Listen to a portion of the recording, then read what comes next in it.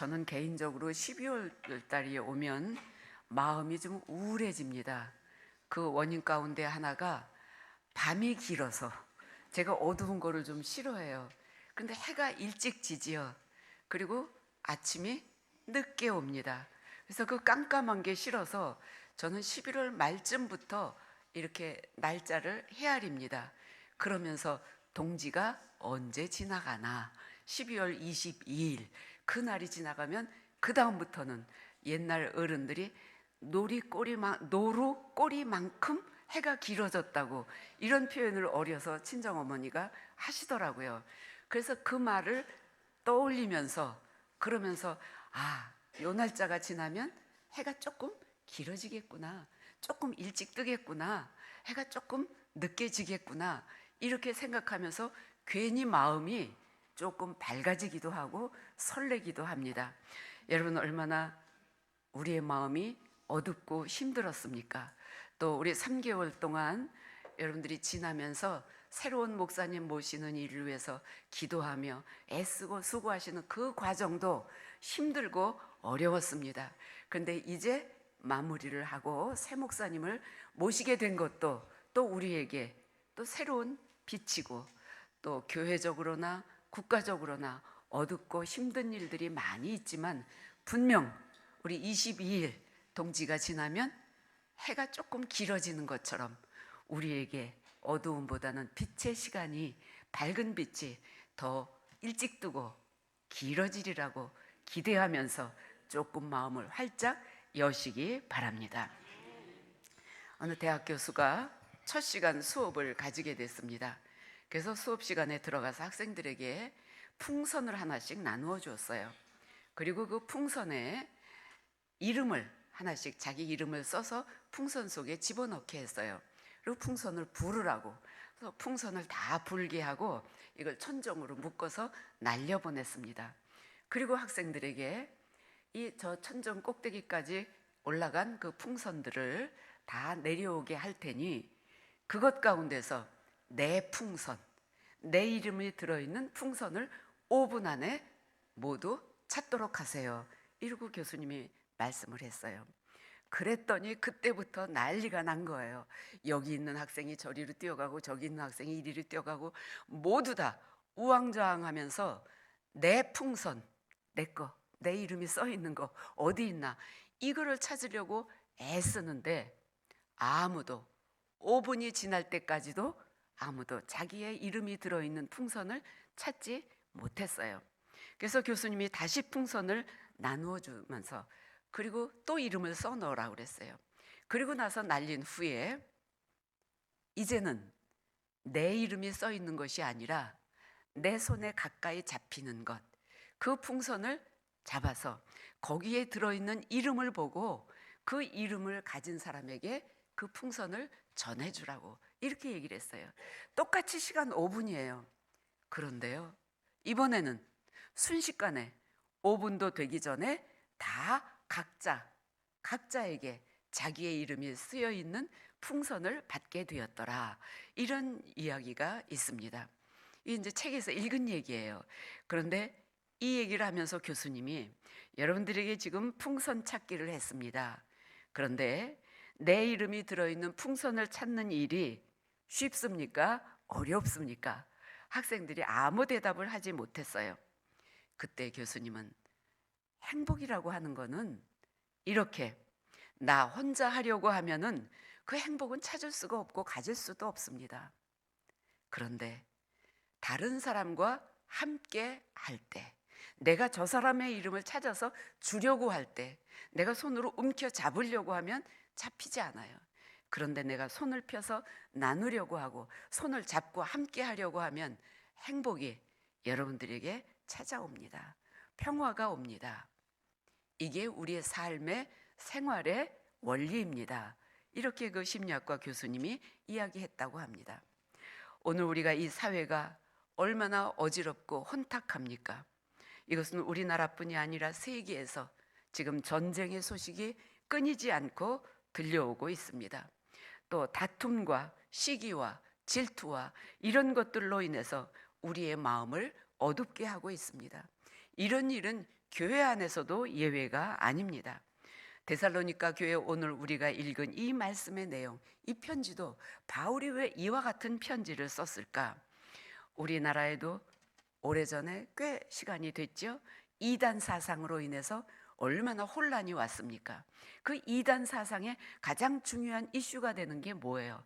주님, 재림 주님, 내가 재림 예수다. 내가 재림 예수다. 또 재림 예수가 몇 월, 며칠, 어디에 오신다. 이와 같은 것으로 인해서 사람들이 미혹됨으로 이단이 만들어지는 거예요. 우린 지금 이렇게 정치적으로 아주 혼란한 이런 시대에도 혹 어디에선가 또 이런 이단 사상을 가지고 꿈꾸고 있는 사람들이 있을지도 모르겠습니다. 여러분, 이 데살로니가 교회 편지를 바울 선생님이 쓰던 이 시기에도 그 교회에 가장 민감했던 그 문제가 뭔지 아십니까? 그게 바로 오늘과 같이 주님이 언제 다시 오실 것인가, 재림 예수가 언제 오시겠는가, 이것으로 인해서 교회 안에서 의견이 분분하면서 논쟁이 일어나기 시작했습니다.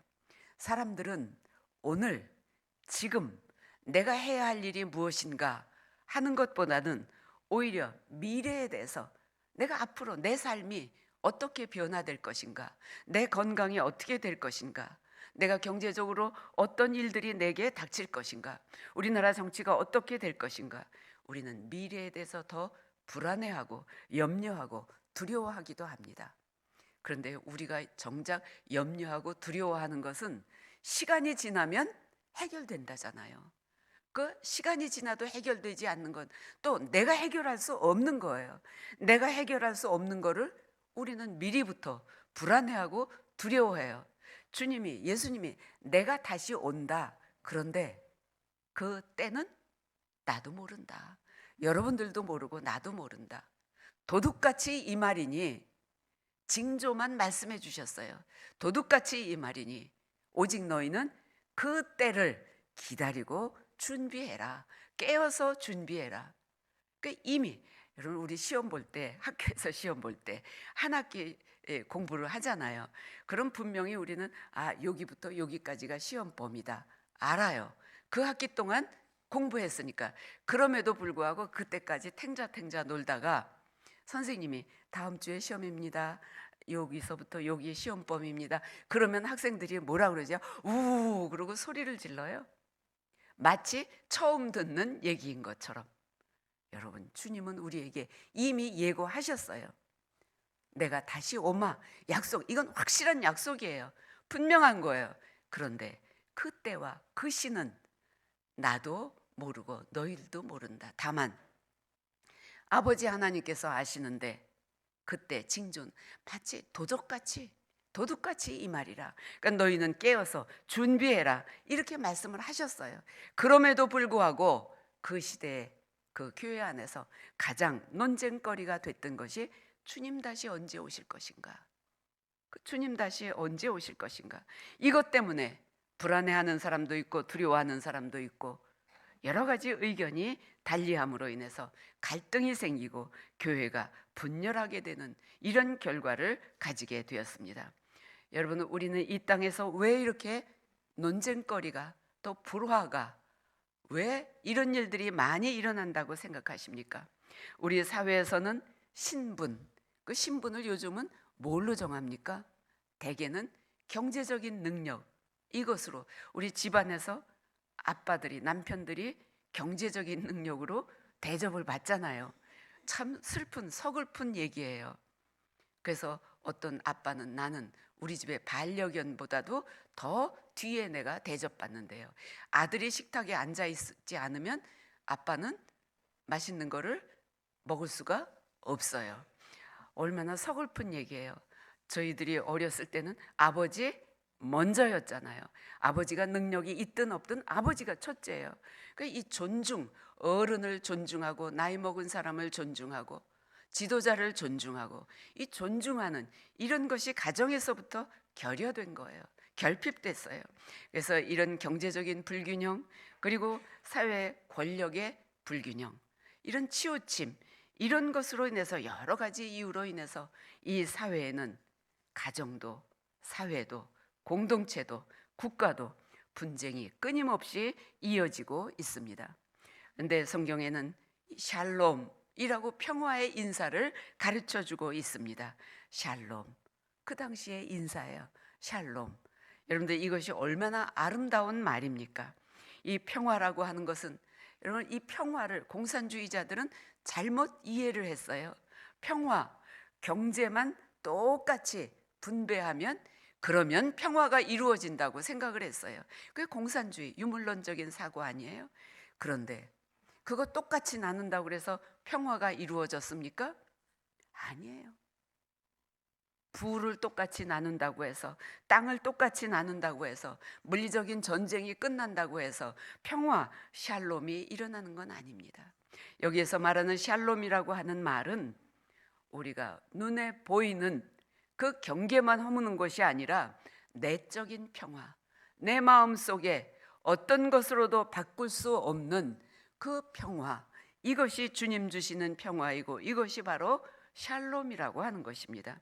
권력을 가진 사람도 가지지 못한 사람도, 부를 많이 가진 사람도 가지지 못한 가난한 사람도, 학벌이 높은 자도 낮은 자도 누구든지 서로 그 사람을 차별하지 아니하고 마음으로 소통하고 돌보고 화목하게 지내는 것, 이것이 바로 주님 주시는, 주님이 허락한, 우리에게 선물로 주시는 평화, 샬롬입니다. 여러분, 우리는 지금 대림절, 주님 다시 어서 오시옵소서 기다리는 절기를 세 번째 맞이하고 있어요. 세 번째 주일이에요. 주님 어서 다시 어서 오시옵소서. 여러분, 이것은 무슨 말입니까? 평화의 왕 예수님, 평화의 왕으로 오신 예수님, 어서 오시옵소서. 내 마음에 평화를 허락해 주시옵소서. 이렇게 우리가 간절히 기다리면서 지금 대림절을 지나고 있습니다. 여러분, 우리는 이 사회의 모든 지금 형편과 분위기가 어느 때보다도 평화, 샬롬, 이것이 우리 개인에게도, 우리 교회에도, 이 사회에도, 국가에도 필요한 단어가 아닐까, 이런 생각을 해봅니다. 우리는 지금 여기에 평화의 왕으로 오신 예수님, 그 메시아가 오시기를 마음으로 더욱더 간절히 기도하시기 바랍니다. 우리 에베소서 2장에 보면 예수님이 이 땅에 오셔서 십자가에 못 박혀 돌아가실 때 어떤 일이 일어났습니까? 예수님이 십자가에 못 박히실 때 예루살렘 성전에 휘장이 갈라졌더라 그랬어요. 우리들은 가인과 아벨, 아담과 하와, 우리 육신의 조상이에요. 그들로 인해서, 그들의 죄로 인해서 하나님과 우리가 죄 건널 수 없는 그 다리를 건넜어요. 그래서 하나님을 우리가 직접 배울 수 없고 하나님과 소통할 수 없는 그런 지경에 빠졌을 때 하나님께서 아기 예수님을 이 땅에 보내주셔서 첫 번째 메시아 예수 그리스도를 보내주셔서 복음, 하나님의 말씀을 전하게 하시고, 그리고 예수님을 십자가에 못 박게 하심으로 휘장이 찢어졌다고 하는 그 죄의 관계로 인해서 그것이 깨어진 관계였지만 예수님이 죽으심으로, 나를 희생하시고 헌신하심으로 우리를 다시 십자가 통로를 통해서 하나님을 만나게 해주셨어요. 그래서 우리가 직접 하나님께 기도할 수 있는 길을 열어주셨어요. 그래서 우리가 기도할 때 예수의 이름으로 기도합니다. 어떤 분은 예수의 공로로, 네, 물론 그 말도 맞습니다. 그 말도 맞지만 더 정확하게는 예수님의 이름으로, 예수님의 십자가의 죽음에 그 공로를 우리가 힘입었는데 그것을 믿는 자들이에요. 그것을 알기만 하는 것이 아니라 그것을 믿는 자들이 바로 오늘 여기에 구원의 자리에, 구원의 잔치자리에 나오셔서 메시아, 평화의 왕으로 오실 예수님, 화목제로 이 세상에 오신, 우리를 위해서 대신 죽으신 화목제가 되신 예수님, 그분을 통해서 우리 여기에 왔습니다. 예수님의 그 고통의 십자가, 피 흘림의 그 공로로 인해서 우리들이 여기에 왔습니다. 이것을 고백하고 믿음으로 인해서 우리는 죄인의 자리에서 내가 너를 구원했다, 의인의 자리로 우리를 옮겨 주셨습니다. 그래서 그 대가로 우리가 해야 할 일을 고린도후서 5장 18절에서는 모든 것이 하나님께로 났나니 그가 그리스도로 말미암아 우리를 자기와 화목하게 하시고 또 우리에게 화목하게 하는 직책을 주셨으니. 주님이 어떻게 하셨다고요? 우리를 대신해서 화목제가 되셨어요. 그래서 그 화목제로 되셨기 때문에 우리에게도 똑같이 너희도 이렇게 해라, 화목의 직책을 우리에게 주셨어요. 여러분, 이게 얼마나 귀한 말씀입니까? 예수님이 죽으심으로 뭐예요? 희생하지 않으면 화목할 수가 없어요. 내가 이웃과 화목하기 위해서 내가 희생해야 돼요. 여러분, 자식을 기르면서 여러분들 그런 거 깨닫지 않으세요? 자식에게도요, 부모가 희생하지 않으면 화목할 수가 없어요. 왜냐하면 지가 제일 잘났거든요. 자식들은 부모 앞에서 다 자기만 잘난 줄 알아요. 제가 부끄러운 고백 언젠가 한 적이 있어요. 저희 친정엄마가 제가 뭐라고 따박따박 따지고 얘기를 하니까, 아이고 저거 가르쳐 놨더니 저만 잘났다고 저한테 그랬어요. 그래서 너는 엄마한테 교만해. 저한테 그래서 내가 뭐가 교만하냐고. 그리고 엄마한테 저거 제가 대들었던 적이 있어요. 그런데 지금 제가 제 자녀를 통해서 그 벌을 받고 있어요. 자녀하고 이야기를 하면 아유 그래 내가 참지. 그래 내가 참지. 여러분, 부모도 자식하고 좋은 관계를 유지하려면 부모가 희생해야 돼요. 물질만 희생합니까? 마음도 희생해야 돼요. 육신도 희생해야 돼요. 희생하지 않으면 화목할 수 없어요. 가족 관계 마찬가지예요. 부부간에도, 자녀와 부모와의 관계에도, 어디에서든지 내가 이웃과 화목하기 위해서는, 내 주변과 화목하기 위해서 예수님이 나를 위해서 희생하시고 화목제로 죽으신 것처럼 내가 죽지 아니하면, 내가 희생하지 아니하면, 그러면 우리는 화목자의 책임을 감당할 수가 없습니다. 화목할 수가 없습니다.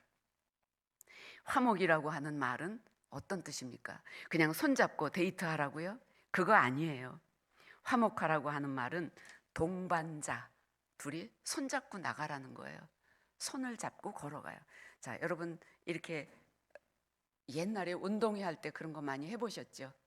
줄 묶어서 발에다 묶고 그리고 둘이 손잡고 걸어가요. 그럼 둘이 서로, 나는 빨리 걷는 사람이에요, 이 사람은 늦게 걷는 사람이에요. 어떻게 해야 될까요? 내가 빨리 걷지만 조금 천천히 희생해야 돼요. 느리게 걷는 사람은 조금 속도를 내야 돼요. 같이 해야지. 조금씩 양보해서 같이 가야 돼요. 그래야 넘어지지 아니하고 목적지까지 잘 도착할 수가 있어요. 여러분들 이렇게 말씀 나온 김에 제가 또 부탁을 드립니다. 우리 사도신경을 함께 외우지요. 또 다른 경우에도 뭐 주기도문을 외울 수 있어요. 성경을 같이 읽습니다. 그런 때는 노인들은, 연세 드신 분들은 조금 느릴 수가 있습니다. 젊은이들은 조금 빠를 수가 있습니다. 어떻게 해야 될까요? 가능하면 우리 그 기록되어 있는데 숨쉬기 표가 있는 곳, 칸이 띄어져 있는 거기에서는 이렇게 떼세요.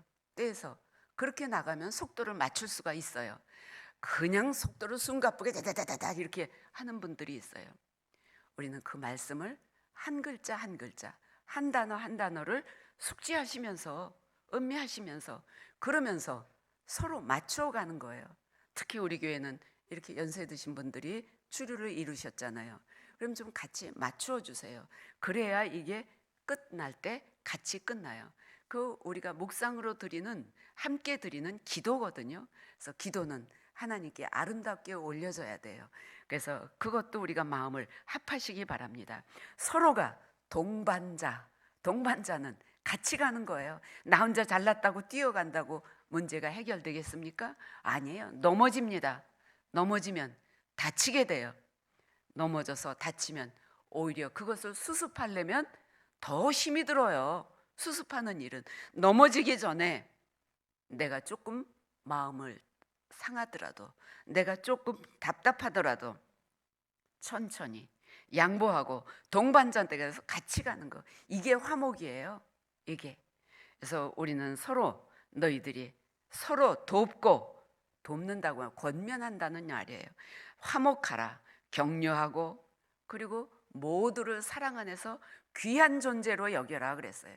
귀한 존재로, 어린아이부터 노인에 이르기까지 누구든지 하나님의 그 형상대로 창조함을 받았기 때문에 귀하지 않은 존재는 없어요. 누구든지 다 귀한 존재예요. 인정해 주세요. 적은 사람이나 큰 사람이나 누구든지 우리가 인정해 주고 형제 자매 그리스도 안에서 모두가 생각이 다를지라도 모두가 우리는 한 방향 예수 그리스도를 바라보고 달려가는 우리 모두가 한 형제 자매예요. 공동체예요. 우리는 단순히 교제하기 위해서 여기에 모인 것이 아닙니다. 그래서 너희들은 서로 권면하고 화목하라 이렇게 말씀합니다. 여러분 우리 교회도 그동안 3달 동안 새로운 목사님을 모시기 위해서 그런 아주 지난한 시간을 지냈습니다. 참 여러분 기다리시느라고 수고 많이 하셨습니다. 저도 아주 애타게 안타깝게 이 시간을 기다렸습니다. 그런데 그 과정 속에서는 나는 이 점은 이래, 난 이렇게 했으면 좋겠어, 뭐 여러 가지 의견들이 있으실 거예요. 아직도 마음속에 가지고 있는 생각이 있으실 거예요. 그런데 이미 결정이 됐습니다. 다수에 의해서 결정이 됐어요. 그럼 우리가 어떻게 해야 될까? 우리는 이제는 서로 성경 오늘 본문 말씀에 비추어 보면 서로 받들며 도와라 그랬어요. 받들며 도와라. 여러분들 2주 전에 제가 목회에 대한 목사의 위치를 말씀을 드렸어요. 목회는 목사 혼자 하는 거 아니라고 말씀드렸어요. 여러분 우리는 새로운 목사님을 모시고 우리의 마음이 하나가 되지 않는다고 하면 그 목사님이 오셔서 얼마나 목회하시기가 힘드시겠습니까? 또 우리 교회에 대한 이미지가 얼마나 다른 우리 지방의 다른 목사님들이 보실 때, 다른 교회에서 보실 때 얼마나 안타깝겠습니까? 여러분 우리는 서로 권면해서 장로님을 존중해주고 원로 장로님을 존중해드리고 권사님들을 인정해주고 또 장로님, 원로 장로님, 권사님들은 젊은 집사님들을 인정해주고 사랑해주고 서로가 서로를 다스리는 관계가 아니라 서로 권면하고 도와라 이렇게 성경은 말씀하고 있습니다. 서로 권면하고 돕는다고 하는 권면한다는 이 말 속에는 어떤 뜻이 포함되어 있습니까? 조금 실수할 수도 있어요. 조금 잘못할 수도 있어요. 내 마음에 안 들을 수도 있어요. 그런데요, 내 마음에 좀 안 들어도 우리 아이들 보세요. 아이들 하는 거 내 마음에 안 들어요. 그래도 하지 마! 그러면 걔는 그 이상으로 발전할 수가 없어요. 마음에 안 들어도 그래, 잘하네, 한 번 더 해봐, 더 해봐 하면은 그 아이는 조금 있다가 그거를 잘할 수 있는 단계까지 올라와요. 그 대신 배우는 사람은 어떻게 해야 될까요? 어른이, 나보다 조금 경험이 많은 분이 말씀을 하면 그 말씀을 듣고 의견을 좀 잘 받아들이시기 바랍니다. 어른을 존중해 주시기 바랍니다.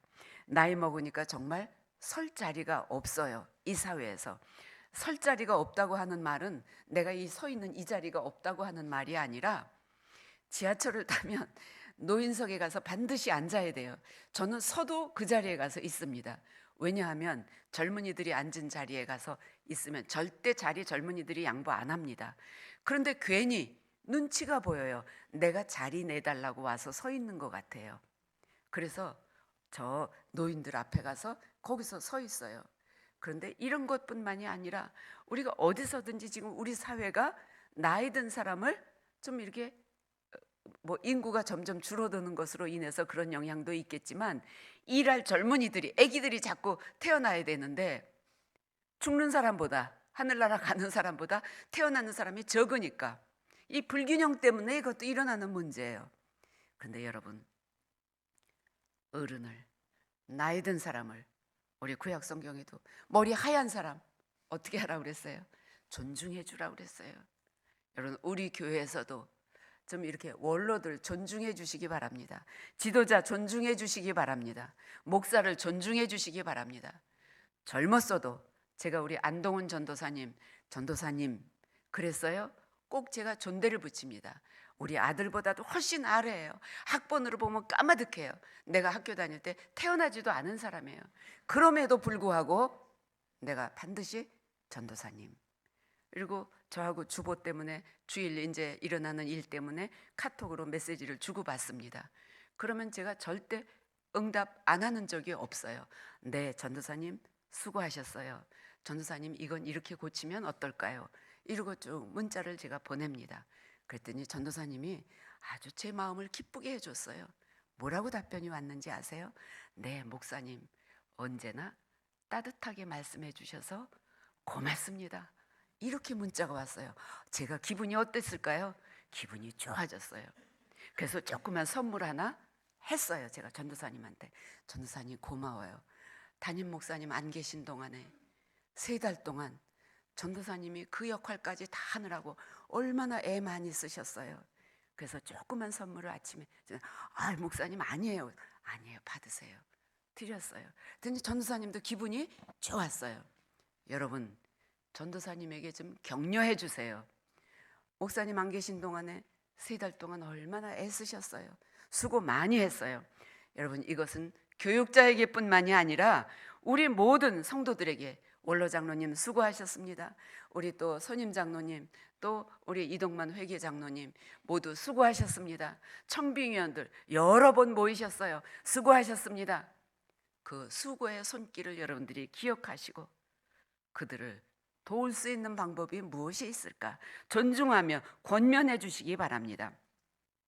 그래서 성경의 표현에는 너희들이 어떻게 돕냐? 규모 없는 자는 경계하고 힘없는 자는 붙들어주고 오래 참고 인내하며 서를 행하라.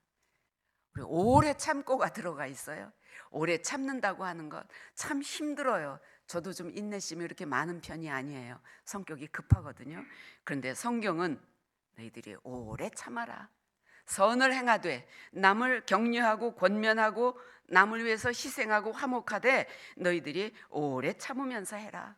바로 이것이 우리 성도들의 신앙생활의 모습이에요. 화목제로 오신 예수님, 그 직책을 맡은 우리들이에요. 그 후예들이 해야 하는 일이에요. 그러면 우리가 이렇게 화목자가 되기 위해서 구체적으로 어떻게 실천을 해야 될까요? 어떻게 하면 우리가 이런 모습으로 살아갈 수 있을까요? 우리 오늘날 일어나고 있는 이 사회적인 문제 속에서 보세요. 사람들의 욕심의 욕심, 탐심을 버려라. 욕심 때문에, 욕심이 잉태한 즉, 야고보서에 유명한 말씀이 있죠. 욕심이 잉태한 즉, 외워보세요. 한 절만 시작. 욕심이 잉태한 즉 죄를 낳고 죄가 장성한 즉 사망을 낳느니라. 욕심을 부리면, 과하면, 이 욕심이라고 하는 한이 없어요. 오죽하면 밑 빠진 독에 물 붓기라고 그랬어요. 그런데요, 사람은 이 욕심에 끝이 없어서 그걸 알면서도 달려가요. 어린아이에게 장난감과 먹을 것과 이걸 잔뜩 줬어요. 그리고 네가 가지고 싶은 만큼 가지라고. 다만 주머니에는 넣지 말고 손에만 가지고 가라고 그랬어요. 그랬더니 두 손으로 장난감, 과자 잔뜩 떨어져도 또 집어넣고 또 집어넣고, 그러더니 한번 쳐다보고 이러고 들여다보더니 입이 삐죽삐죽 하더니 그만 눈물을 뚝뚝 흘리면서 울음을 터뜨렸어요. 왜 울어? 이렇게 먹을 게 많고 가질 게 많은데. 더 가지고 싶어서, 더 가지고 싶어서. 여러분, 우리 이 어린애 같지 않아요? 내 손에, 두 손에 가득 가지고 있으면서도 그걸 멈추지 못하는 걸 뭐라 그래요? 절제하지 못하는 거예요. 절제하지 못해요. 이 절제하지 못하는 것은 큰 화를 입게 됩니다. 내가 더 먹고 싶고 더 갖고 싶고, 우리 이런 것들 더 갖고 싶다고 하는 이 탐심 때문에 뭘 선택합니까? 불의한 방법을 선택하는 거예요. 범법을 행하는 거예요. 똑바른 길로 가면 내게 만족할 만한, 내 욕심을 채울 만한 그 결과를 얻지 못하기 때문에, 그래서 편법을 쓰고 불법을 하고. 그런데요, 불법과 편법은, 불의한 일은 언젠가는 다 드러나게 돼 있습니다. 시간이 늦어질 뿐이지 언젠가는 드러나게 돼 있어요. 그래서 우리는 내 욕심을 내려놓자. 탐심을 내려놓자. 어디에서든지. 그래서 바울이 유명한 고백을 했잖아요. 내가 궁핍해서가 아니라 나는 어떤 형편이든지 자족하기를 배웠노라. 비천에 처할 줄도 알고 풍부에 처할 줄도 알고 배부를 줄도 알고 배고플 줄도 알고 그 모든 궁핍에서 견디는 비결을 내가 배웠노라. 여러분, 우리 궁핍하십니까? 넉넉하게 부유하십니까? 어떤 것에서도 우리는 바울같이 나는 주님 손에 붙잡힌 바 되어서 내게 주신 분량대로 욕심내지 아니하고 절제함으로 그렇게 견디어내는, 그리고 그것을 감당하는 그런 일꾼들이 되시기 바랍니다. 두 번째로, 우리는 욕심만 버리는 것이 아니라 겸손해야 돼요. 욕심을 내려놨다 그래서 나는 아무것도 안 가져도 돼, 이것이 아니라 겸손한 것. 우리 이렇게 뭐 물건을 제비 뽑거나 또 물건을 갖다 놓고 좋은 거, 각자 색깔 좋은 거 가지세요. 우리 친구들끼리 모임에도 그런 경우가 있죠. 이렇게 갖다 놓고 똑같은 거를 선물을 가지고 와서 자기 마음에 드는 거 하나씩 가지라 그러면 언제든지 제일 먼저 뛰어오는 사람이 있어요. 그런데 그 중에 끝까지 기다려서 마지막에 갖는 사람이 있어요. 여러분, 우리가 다투면은요, 아까 풍선 얘기 제가 했죠. 서로 자기 이름을 찾겠다고 막 다투면은, 그러면 그거는 교만이에요, 교만. 그런데 하나님은 우리에게, 주님은 우리에게 참 평화는 언제 일어나느냐? 참 평화는 교만을 내려놓을 때, 다투지 않을 때. 그런데 우리가 교만한 마음이 왜 생깁니까? 내가 저 사람보다 높아지고자 하는 마음 때문이에요. 내가 저 사람보다 잘났다고 생각하는 마음, 이것 때문에 우리가 교만해지는 거예요. 외모가 좀 더 빼어납니까? 뭐 요즘은 자존감을 높이기 위해서 뭐 성형수술도 한다고 그래요. 남자도 여자도. 그거 왜 하냐고 그러니까 자존감을 높이기 위해서, 내가 잘났다, 좀 뭔가 외적으로, 외모만이 아니라 요즘에는 경제적인 뭐 여러 가지가 이유가 있을 수 있죠. 그런데 성경은 우리에게 교만하지 말아라, 겸손해라, 겸손해라. 특별히 우리가 지도자는 첫째도 겸손, 둘째도 겸손, 셋째도 겸손.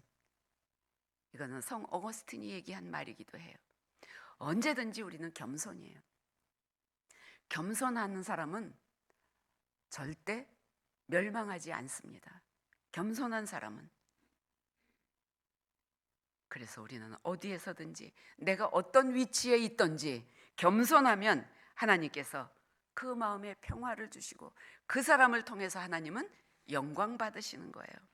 참된 평화는 다른 사람을 지배하고 다스리는 데서 오는 것이 아니라, 참된 평화는 나를 낮출 때, 다른 사람보다 나를 낮출 때, 겸손한 마음을 가질 때, 그때 상대방도 나도 평안을 얻을 수 있습니다.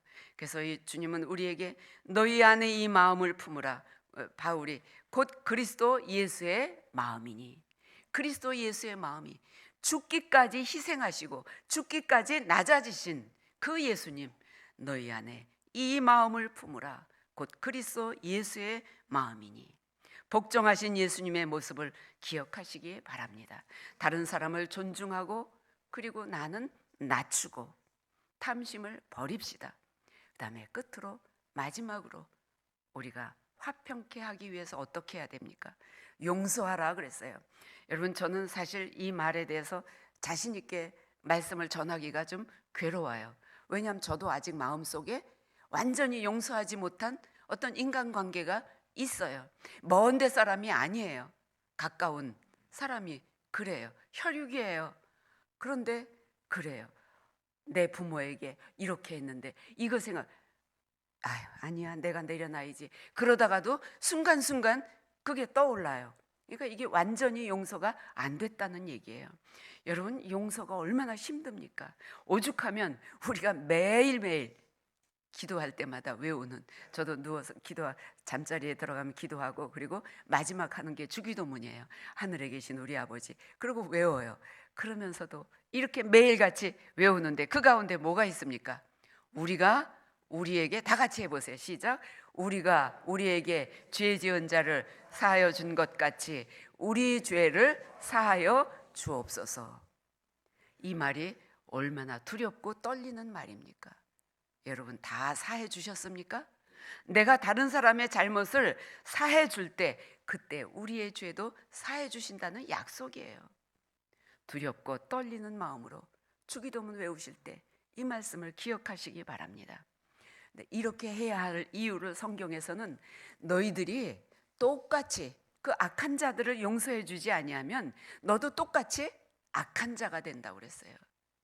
그러면 심판하지 않으면 내가 용서해 주면은 내가 억울하잖아요. 아니에요. 누가 해준다고요? 하나님이 해주셔요. 하나님만이 심판자, 공정한 심판자.